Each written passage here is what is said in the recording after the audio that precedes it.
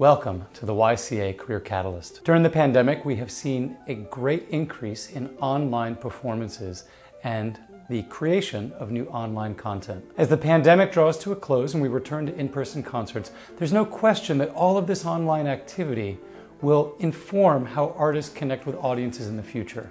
Online performances, reaching out before and after performances to cultivate audience are here to stay.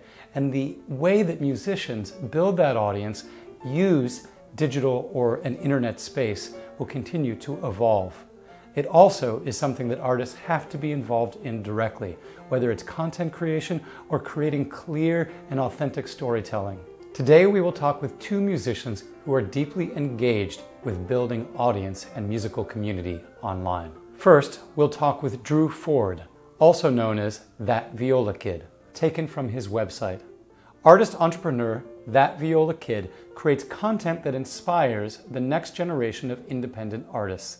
His classical training through the Juilliard School, combined with his unique expertise and curiosity for online storytelling, makes him one of the most compelling violists in the world. Engage with an artist that's taking the road less traveled. Drew has an Instagram following of more than 118,000, and you can regularly hear him on his podcast, Faking Notes. Please enjoy our conversation. Drew, how do you define the term branding when applying it to classical musicians?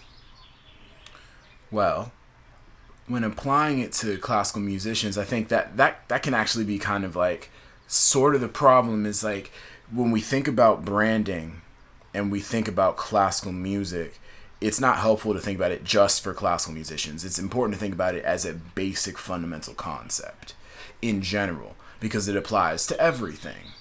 Essentially what branding is the aggregate understanding of who you are in your ecosystem, or in other words, your reputation. Your branding is everything you do. It's how you show up in the world. And oftentimes, especially in classical music, we tend to try to emulate people that we are not. And by doing so, we do a disservice to our brand because our brand is who we are. It's our uniqueness, for better or for worse. And that's a really important distinction. So when you're trained to try to play like Oistrakh or Milstein or Perlman or Heifetz, you're already losing because they already existed. They already did their thing. What are you gonna do? And so branding is figuring out that fundamental question. Well, then the obvious follow-up question is, how do you think people should go about that? I'm not the arbiter of like how one should perpetuate their brand. One thing I tend to do when I speak with schools, like I spoke with Berkeley yesterday on this very topic, and the exercise that I give to students and people who ask me this is think of two things that you want to be known for. They could be character traits, they could be adjectives, adverbs, participles, whatever you want, gerunds, but it's important to write those things down and then write a story about your life that exemplifies that, right? And these are things you want to be known for. And then write down one or two things that you don't want to be known for. And then write a story from your life that pertains to that. So, for instance, I want to be known for being a real person. Somebody who shows up in one room the same way he shows up in another room, which is just authentically myself. And I think if you kind of like try to build that as your brand, that's how you're gonna win. Because oftentimes if you put up an act, that means you have to remember the act every time you go up. And that's cool if you want to do that. There are people that, like Marshmello, who's not in classical music, but he's like EDM producer, puts on a little costume, nobody knows who he is, and he goes and does the thing. That's a way to do it. But for me personally, in my life, it's just so much easier to just be me, for the awkwardness and the nerdiness and all the other things that make up me. And being consistent and brave enough to show up in the world. I think when we think about social media, we think about it in a way that's kind of divorced from reality.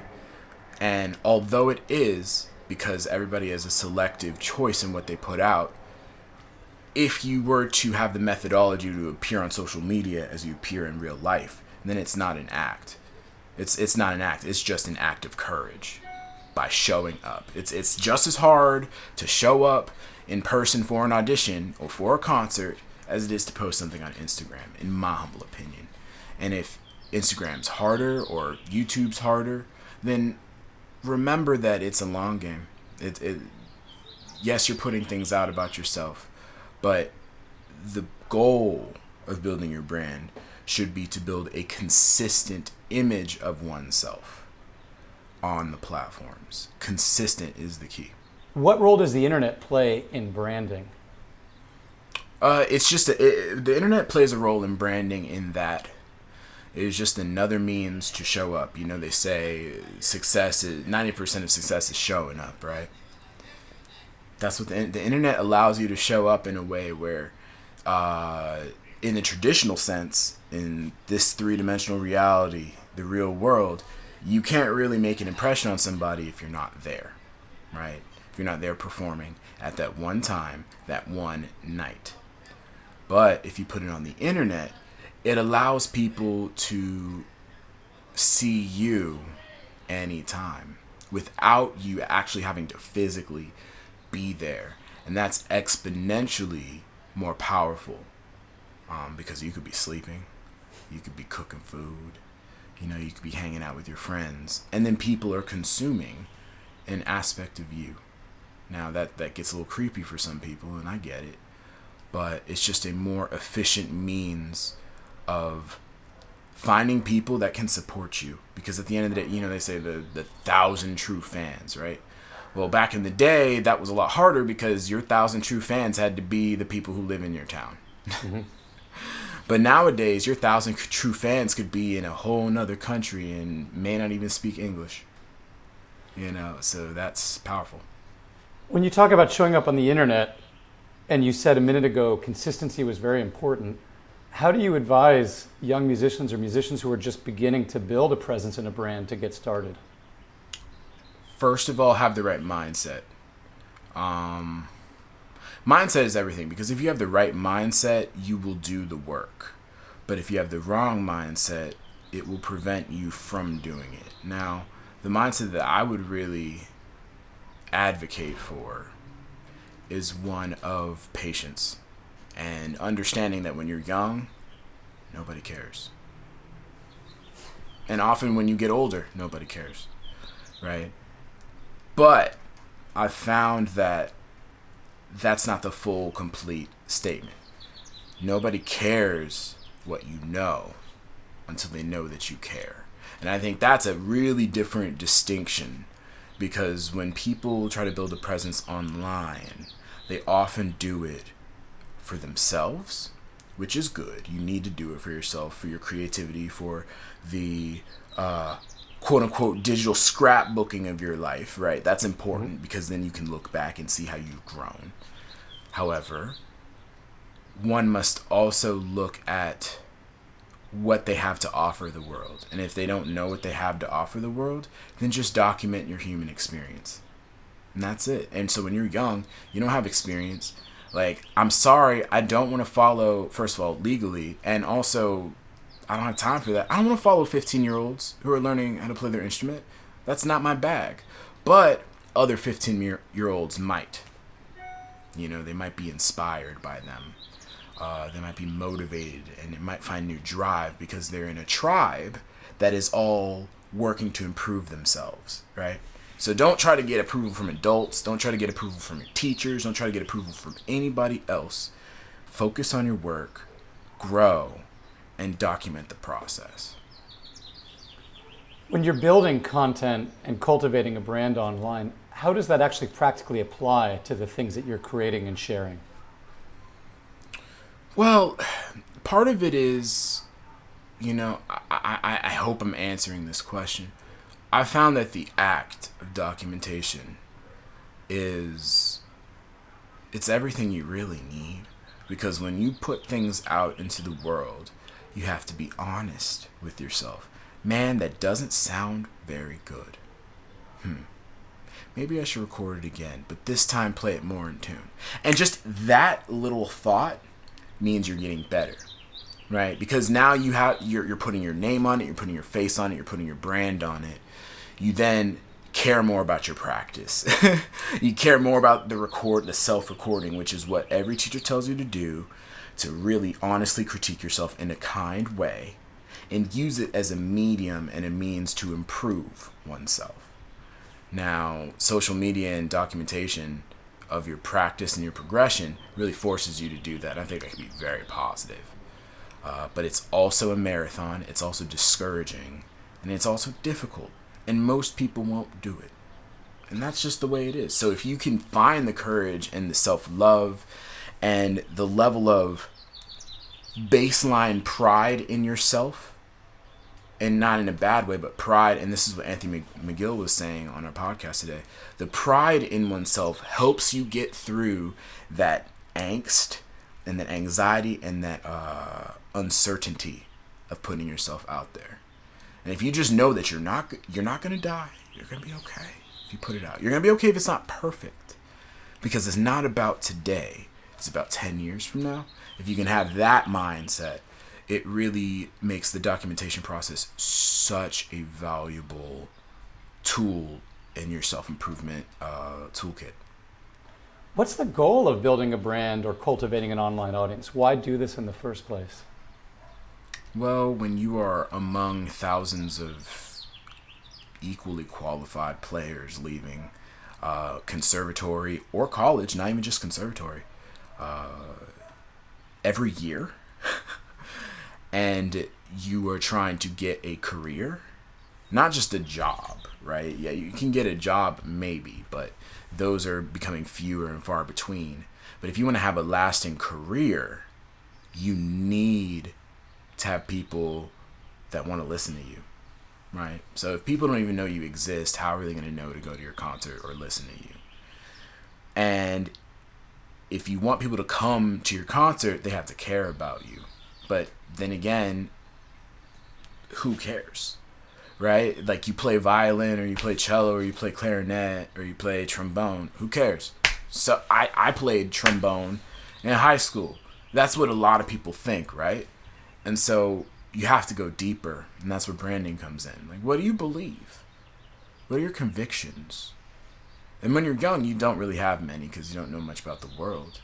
Or you do, and they're few, and many of them are incomplete. And so living your life is part of the process as well. Growing, learning, maturing.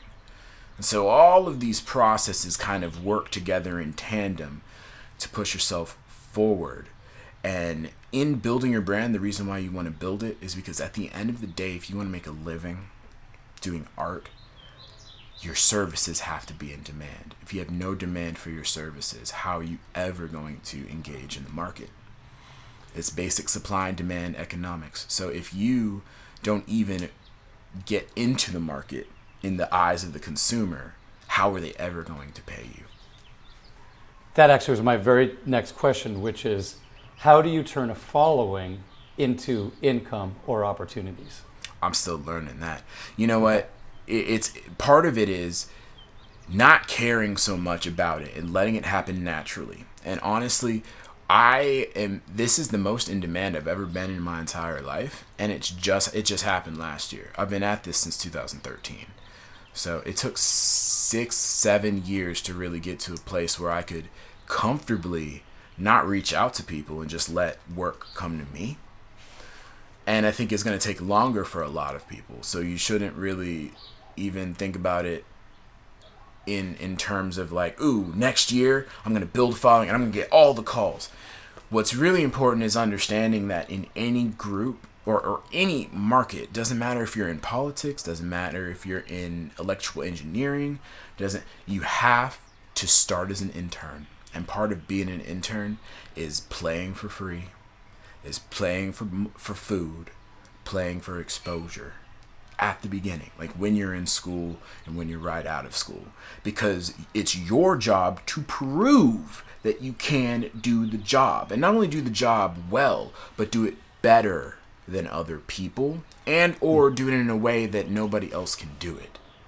And sometimes it comes down to very simple terms, right? Staying with it, like not quitting, showing up not just on time, but early, being overly prepared, being a nice person. And then once you start getting more freelancing gigs and calls and things like that, remember that it's not safe for you to rely on other people to call you. You need to build your own platform. You need to build your own business. And that's ultimately what brand building is for. It's not to get the calls, right? It's to make sure that you are too busy doing your own thing to go do it for somebody else. And the only way that you were pulled away from whatever you're doing is if they will pay you money. Because what you build, the legacy that you build, is going to be way more important and substantial in your life than playing on somebody's album. That's all just decoration. But what about your album, right? What about your musical progress? What about the music that you yourself are creating? Because at the end of the day, if you aren't playing your own music, you are a cover artist, you're playing somebody else's intellectual property, and there is a ceiling to how much money you can make doing that. So a lot of what you're talking about is actually a creative career that is original music, original ideas, a very specific audience that only fits you as an artist. Is that right? That's part of it, and that's safer because you only need 1,000 of them. But if you're playing covers of Beethoven, you're competing with every person who plays covers of Beethoven, and not just the people alive doing it right now, but people who are dead and did it in the past for centuries. So like, that's cool, but you can't be paid. So here's the deal about intellectual property: if you're playing a Beethoven quartet, and if you bought a publishing, that money, while it's in public domain, let's take a different example.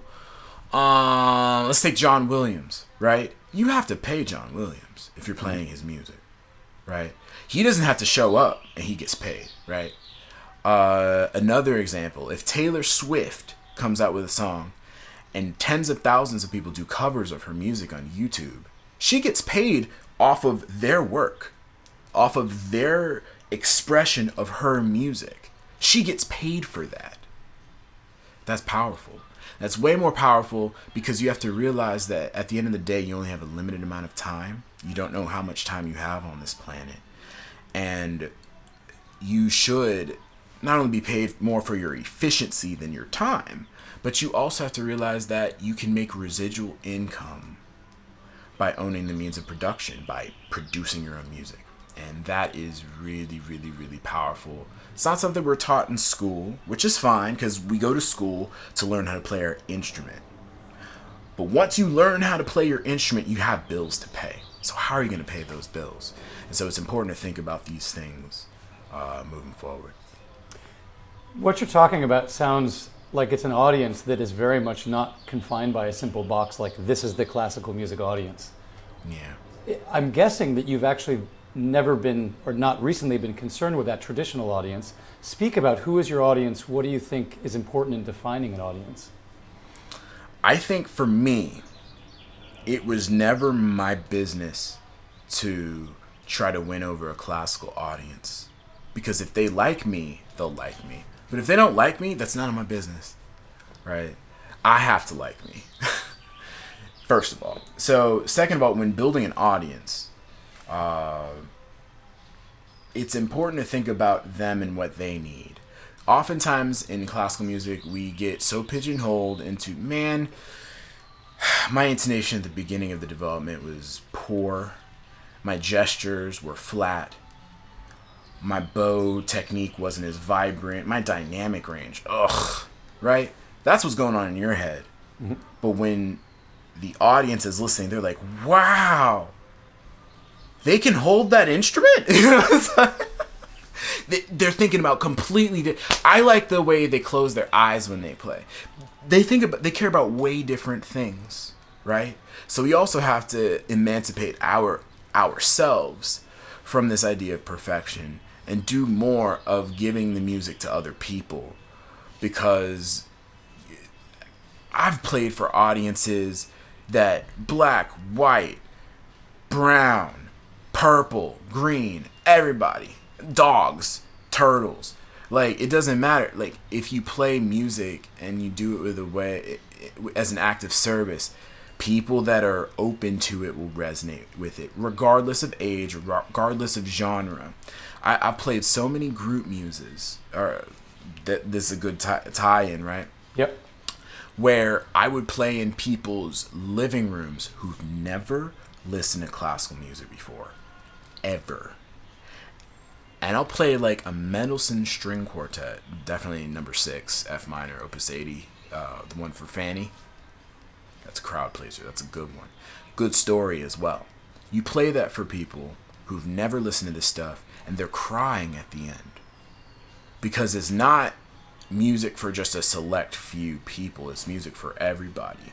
And the only way that you build an audience that will happily consume your art is if you first communicate with them and connect with them on a human level. Remember, people don't care what you know until they know that you care.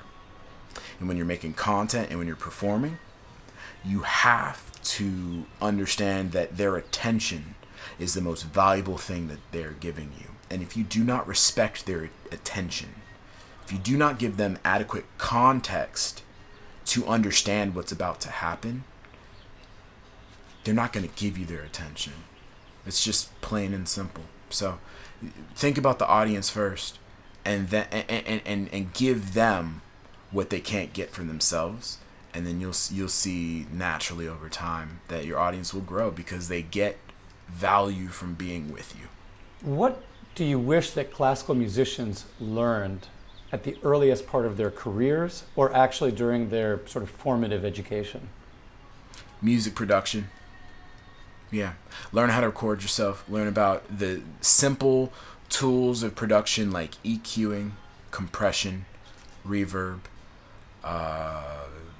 just basically how to work in a digital audio workstation, because people pay hundreds and thousands of dollars for studio time when in essence they could just record it from their bedroom, take as much time as they want to make it as good as they possibly can before they release it.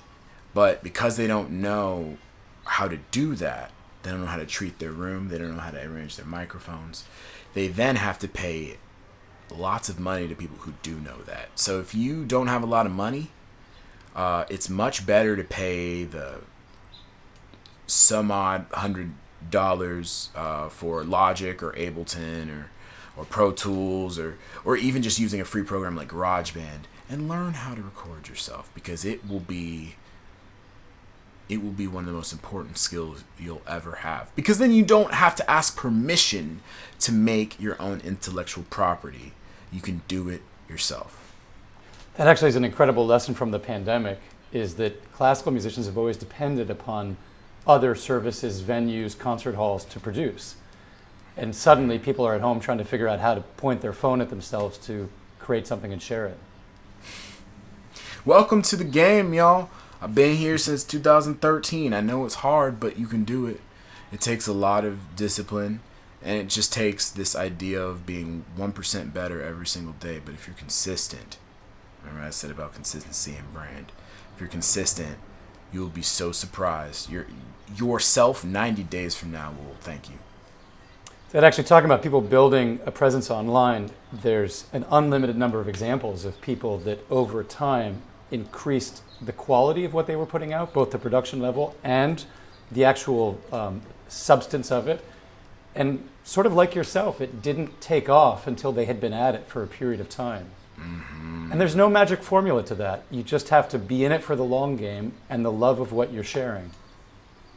It's like investing. I don't know if the audience watching this is into investing yet.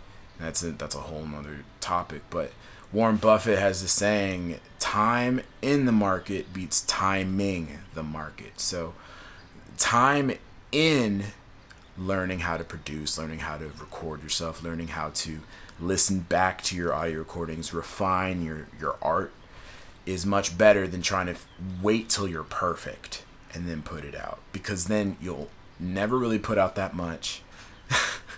Anyway, and it's never as good as you think it is, but it's also never as bad as you think it is either. And that's what I like to focus on. I was talking to somebody the other day that said each classical musician is a company of one, and they don't often realize that yet. Do you think that's a good analogy? Yeah, I mean, it's like there are ugly words in our culture: corporation, business, money. All these different things are like, woo, scary. But we need to learn that money is just a personification in this reality of value. If you do something that's valuable to someone else, you should obtain money for it. And so businesses make money, corporations make money, individuals make money. And when you kind of just like, we build these negative stigmas around business, often for good reasons because of things that have been done in the past. But you have to realize that business itself isn't bad. Just like power itself isn't bad. It's how you use it and what you use it for. And that's the key distinction. So if your goal is to make beautiful music for the world, you're a business. That is your business. And you should be paid for your business. And there's no shame in asking for that, especially when you take tens of thousands of dollars in student loans to get an education in it. You deserve to be paid. Drew, we will have to schedule another time to delve into your entire story and really have it unfold. But can you tell people where they can learn more about you and hear the things that you've put out? For sure. You can check out my website, ThatViolaKid.com. And if you're interested in more of my perspectives on entrepreneurship, business, artistic development, listen to my podcast, Faking Notes Podcast. It's co-hosted by my friend Trevor Bumgarner. We're both Juilliard graduates. And we interview creatives from all walks, all paths. And we try to hone in on those who walk the path less traveled, like my friend Bad Snacks, who is a Berkeley alum, who is a violinist, but also a soul, electronic, jazz producer. She's amazing. We have my boy D Sharp, who is a YouTube sensation, incredible R&B, hip hop violinist. We have my friend Yaz, who is a singer, songwriter, violinist, producer out here in Los Angeles. And we talk to these people about how they built their brands, number one, but also how did they get through the everyday struggle of, ugly comments, people not believing in them, the resistance you find when you try to do things that other people are either too afraid to do or don't know how to do, and they take it out on you. And they tell us they give us the tools and the mindsets that they employ to make sure that they get the job done and get results that are unlike anybody else. And so if you want to learn more about that, listen to my podcast, Faking Notes Podcast. You can check it out on Apple Music, Spotify, Google Play, Stitcher, wherever you get your podcasts. Thank you very much, Drew.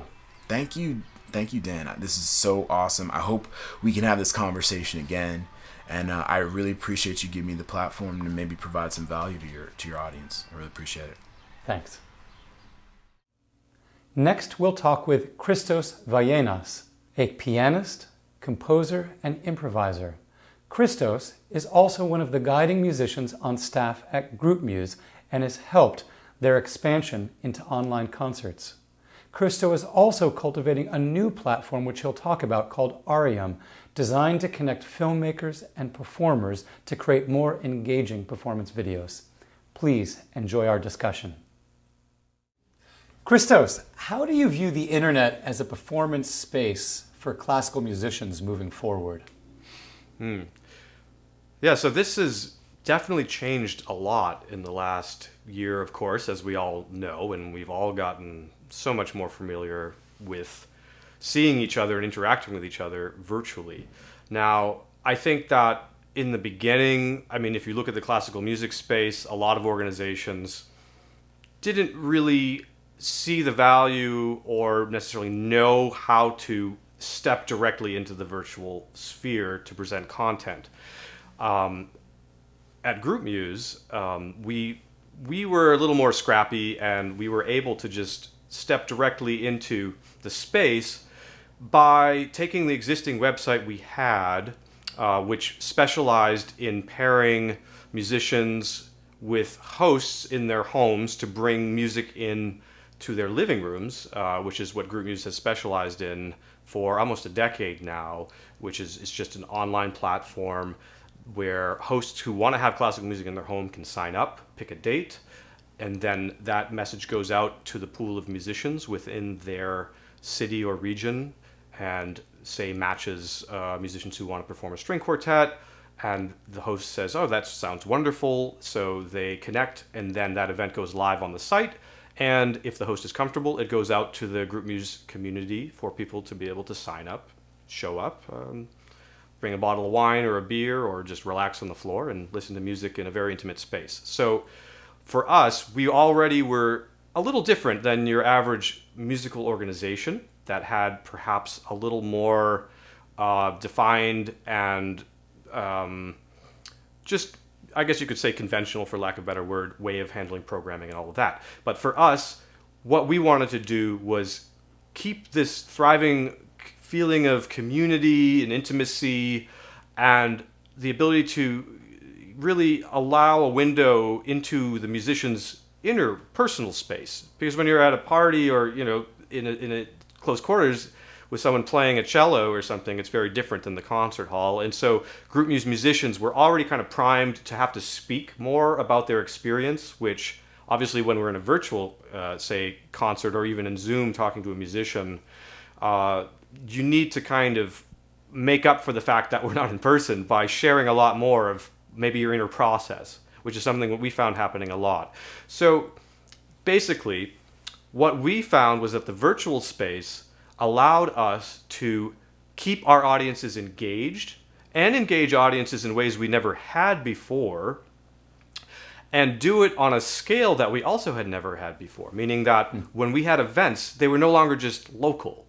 They were really international. I mean, we've had people tune in on multiple time zones consistently, and so not only are we reaching audiences far beyond our local reaches in various city locations, but we're also connecting people who never would have connected with each other otherwise. And so the format that we created for this on the Groupmuse platform is you sign up to an event, and then when you attend that event, we meet first in Zoom, where we wanted to keep that sense of community alive. And so everyone shows up, the musician is there is a host for the event who welcomes everyone, and you kind of are starting to feel like, okay, we're all about to experience this together.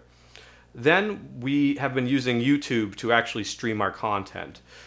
This is either a live stream, where the musician is actually setting up and streaming live on the spot, or a premiere, which is a pre-recorded debut of material that the artist has crafted on their own time and sort of produced almost and released in a more polished way.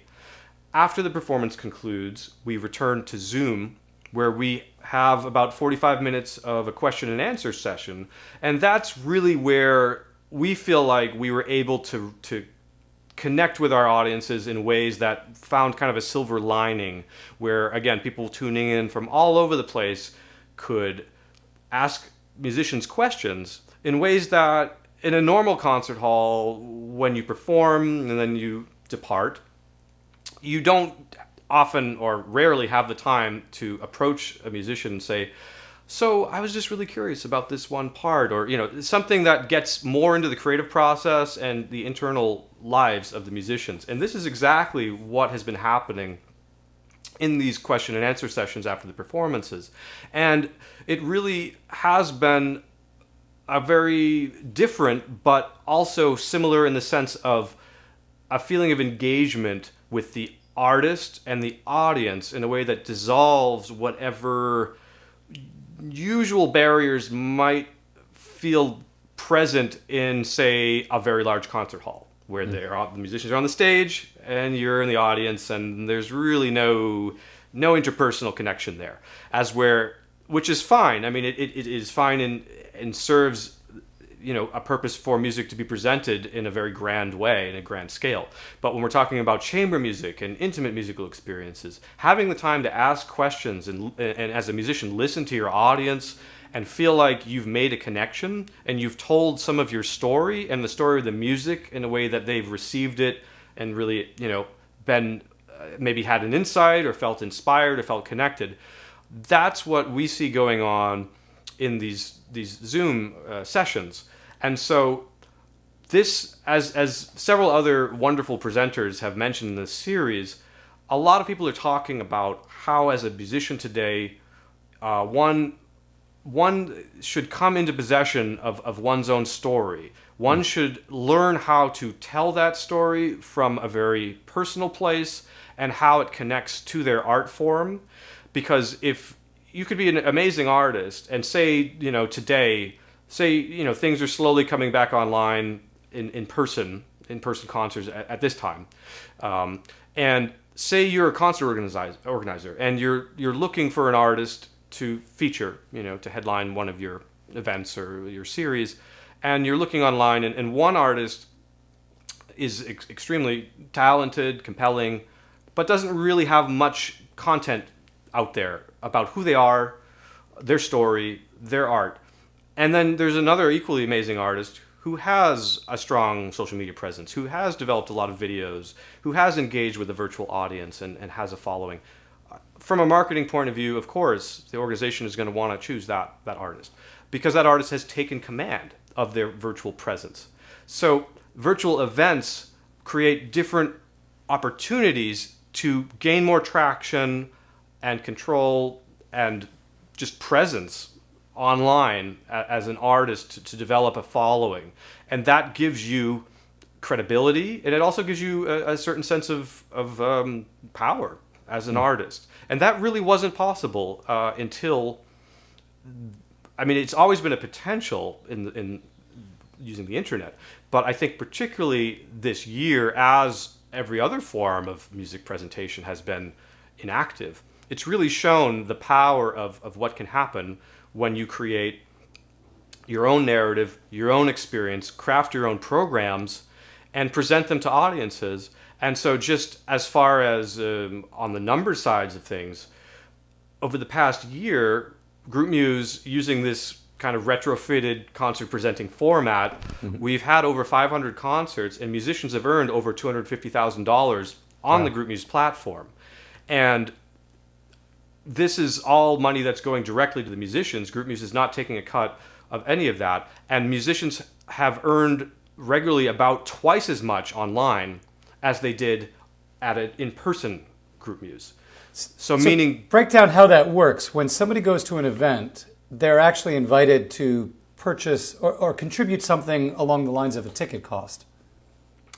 Yes, so basically the process, and this is what we carried over from the in-person events, because it was a model that our audience was already acquainted with, which is that to RSVP to the event, you pay $3 as an audience member. And that really goes to the operations of Groupmuse's site and all of that, but it also is sort of just represents a certain commitment to showing up, because often we found if events are free, there's just a little less, of a firm resolve of I'm showing up. And even just that slight amount of money, I think it's more of a gesture, or it sets an intentionality. So it both helps support the platform, but it also sort of develops that sense of commitment from the audience member. And then when you show up to the event, during and after the event, we give a minimum ask.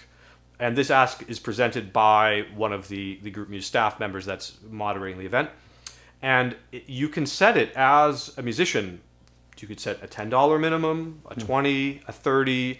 It really depends on what you feel you want to ask of your audience and what you feel the audience might be willing to offer. Now, this model has been actually quite effective because not only does it create a container, Because say, you might ask, well, why should I use a platform when there's already, I could just put that content on YouTube or Facebook Live. Now, what we find is that the ratio of people who show up to people to pay is much, much higher when you create a container around that experience, such as the one I was just describing. It could be as simple as saying, I'm paying $3, I know this event's coming, I'm showing up, and there's this sort of platform that you're entering it to, where you go in, there's a person there in the Zoom room saying, welcome, and it creates a sense of personal connection.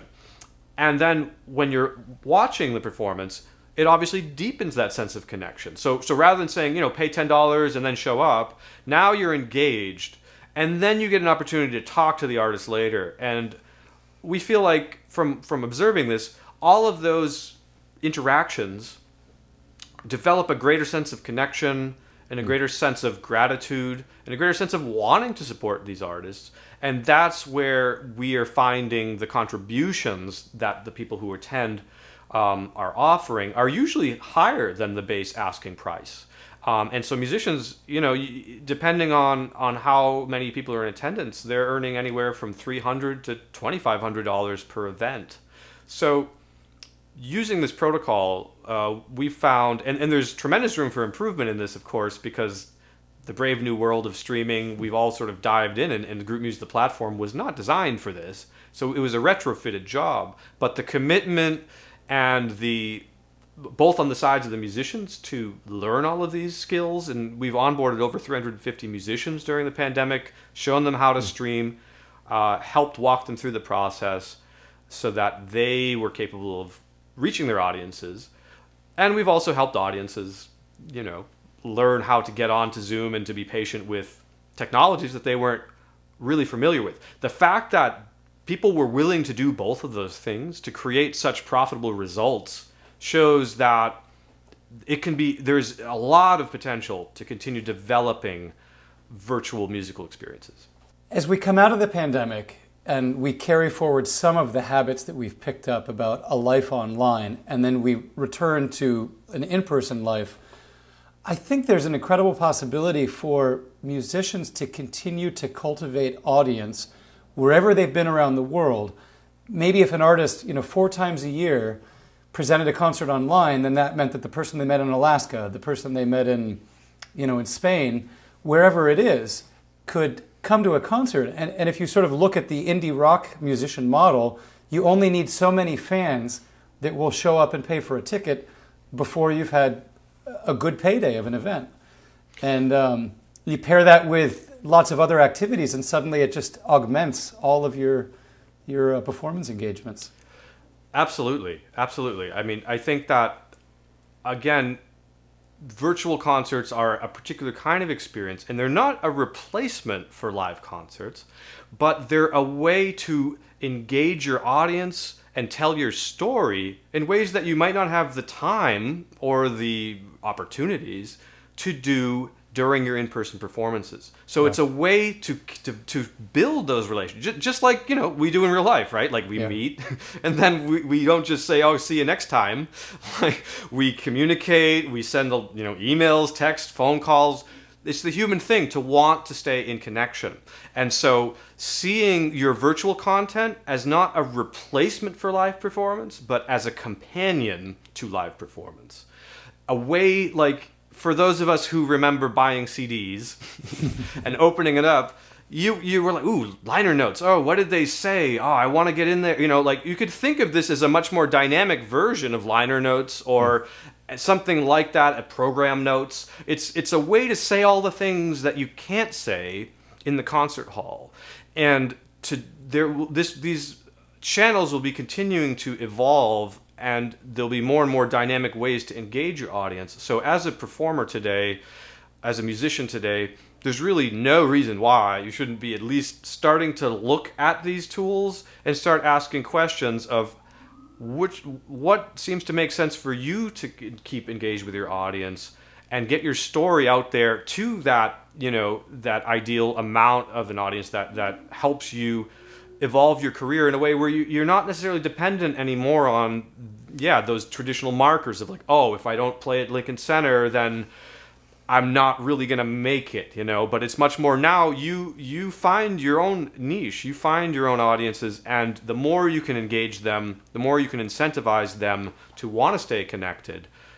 There's just so much more room to carve out your own unique career path.